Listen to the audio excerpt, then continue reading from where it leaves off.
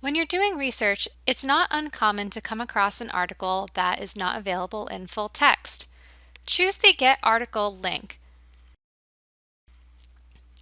If you get the following message that the item is not available, don't give up hope. Scroll down and see the other options. The second option is the one that we are going to focus on. You're going to choose Use ILLiad to request books and articles from other libraries. If you have never used ILLiad before, it's time to set up an account. Choose First Time User, create your account. After reviewing the registration information, choose First Time Users again, and proceed to fill out all of the information included in the form. Your library barcode is the number on your one card.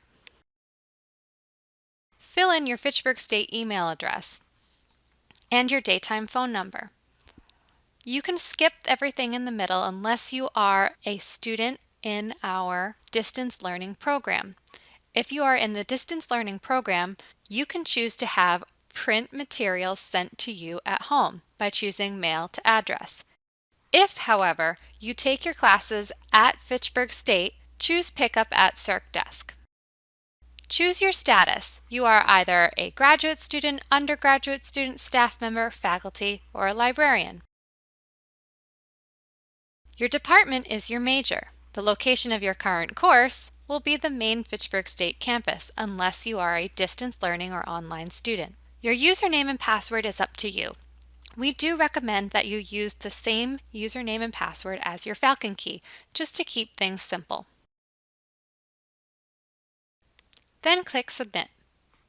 After you click Submit, ILLiad will remember the information from the database and auto-populate the information into the request form.